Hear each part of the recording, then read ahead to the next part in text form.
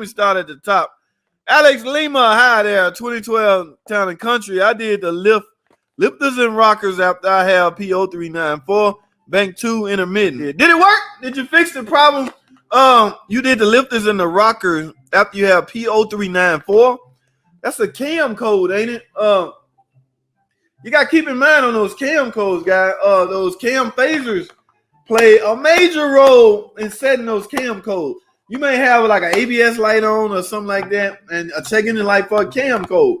A lot of guys replace the cam sensor because it's fairly inexpensive and easy to do. So yeah, I have no problem with trying the easy stuff, but a lot of cats are ending up needing cam phasers for that problem. Now, I've already recommended this. I recommend if you go in your valve train setup on a 3.6 engine and you got over 100,000 miles, go ahead and replace the cam phasers, man. They're gonna give you headaches down the line, guys. I know there's no time interval to replace them, but it's a mechanical springs and all kinds of stuff going on in those cam phasers. They get a lot of work. Every rotation that engine turns, that cam phaser is working, okay, which means it is wearing. It is wearing slowly, okay? It will wear to the point where it's not in the window of setting a check engine light, but it could be a problem with it. So those will give you headache in the long run. If you got over 100,000 miles and you already in your valve train setup, go ahead and replace them, guys. That is a good piece of advice for me. What's going on, Red Bean? Tom Cook, my man, what is going on? That is what's up. 3.6 Pentastar, love it. I do too. Especially, well, I gotta be careful how I say that now. I always brag on a Generation 3 Pentastar, how it's not breaking. I gotta keep in mind I'm a mechanic, but I can't, in good faith or good conscience, wish that those would be breaking. So from an executive standpoint, say a Chrysler manufacturer standpoint, yeah, they are happy, and I assume the car salesman may be happy because word get around that a customer may come in and say, I want a car with that Generation 3 Pentastar engine because I heard and JT told me they never break. Okay, now from a mechanic standpoint, hey, but you can't root for failure. You can't, in good faith and good conscience, wish that a certain product would fail so you would stay busy. So it's a slippery slope with that, guy, and I don't really want to talk about it. All right, mission control. Do I have to use the factory oil filter or can I use an aftermarket oil filter? You can use, I recommend, God, my answer going to be biased. Who asked that? Mission control. My answer going to be biased. I'm at a dealership. I'm surrounded by Mopar stuff, OEM Mopar. This is all we use. So I can't give an accurate answer as far as which other filter is good because I don't know. I've been in the dealer so long, I can't even compare this with, what is it, Fram? Fram is the other oil filter out there. See, I barely know that. And Fram is a huge name. That's because I've been in a bubble for the last freaking 20 years. And from time to time, I got to get out of that bubble, man. I want to broaden my horizon, okay? That's why I'm always hanging out at the used car department because they bring in different makes and models. And I just go back there with the fellas and hang out with them and talk about Mazdas, BMWs, other makes and models beside Chrysler, Plymouth, Jeep, Dodge, Ram, okay? So, I don't know, man. But like I say, my answer is going to be biased, but I recommend these, Mopar. I'm sure the other stuff will work, but your problem you're going to have, or the problem you need to make sure of, is that you're getting the correct one. There's two different ones. One has a cone and one doesn't. So depending on your year model will dictate which one you get. Thanks for the question, Mission Control. Alex Lima, I recheck timing marks. The two fit both cylinder heads, top to center.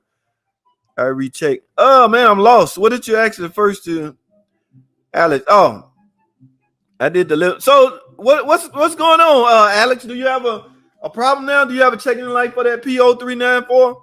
Because it doesn't matter if you're timing. You got to keep in mind those phasers are the timing. The phasers play a major role in timing. If that spring is not doing what it's supposed to do, yeah, your timing may be retard or advanced, okay? And you will have all kinds of drivability problems, my man. So if you exhausted all possibility and ran a diagnostic tree, there is a diagnostic for P0394, P0340, or any of the cam sensor code. I highly suggest you run that test.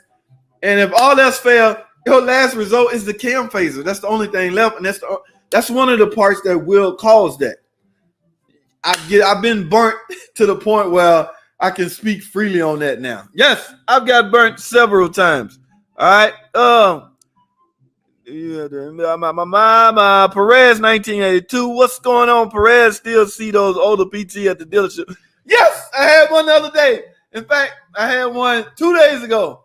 In fact, I just uploaded the last 2 videos on now. See, I don't like those part 1, 2, 3, but the one I did yesterday was talking about it. Today was I just uploaded today. The fan, diagnosing the fan. Yes, guys.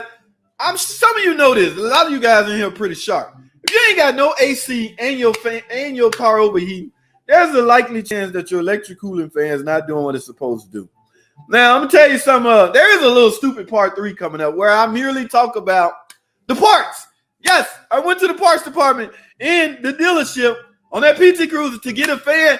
Lo and behold, there is no more. Tom, what y'all doing? Y'all got fans out there? There is no more OEM PT Cruiser cooling fan. We had to sublet or go to Advanced Auto or AutoZone and get a freaking fan. So I felt weird putting that flimsy looking cheap fan on that car. You know, here we are to deal. But they've been discontinued. Tom, they've been discontinued.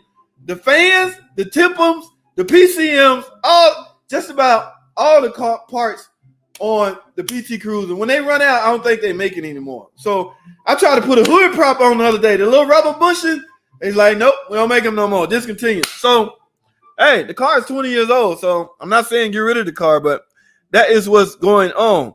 All right. Don't mix purple and red or green. It will jail.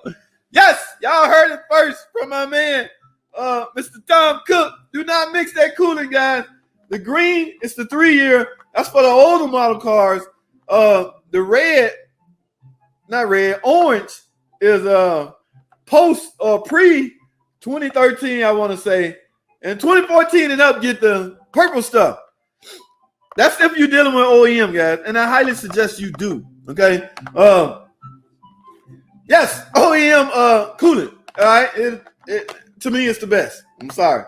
Again, I know I sound biased, but this stuff is the best. This big M on here. Always look for the parts with the big M. All right. Yes, don't mix that stuff. Mission Control. I have an 06 PT Cruiser. They are trash cars. Mission Control. Don't do that. Don't say that. I don't appreciate that. All right. I am offended, guy. I'm going to tell you why. Because I was around when that car came out in 2001. Yes, I was on the showroom floor when they delivered the first one. So I have been through the trenches on the PT Cruiser from day one. All right. Yes. We took all those chrome wheels off, customer was, and putting their own back. It was lovely back then, man. 01, 02, 03. Everybody was getting PT Cruisers. Everybody was lovely. Yes, from what I'm hearing in the PT Cruiser chat room on Facebook and all the forums, that now they are money pits. They are costing people arms and legs and their savings account. Okay. At some point, you got to stop. Okay. I'm not telling you, I'm not belittling your car, but if you have one and your estimate is just out of control, and especially if it's overheating and you suspect your cylinder head warp, which I highly suspect, make the judgment, make the right call as far as you want to put money into it or not. But mission, stop it. All right, don't do that.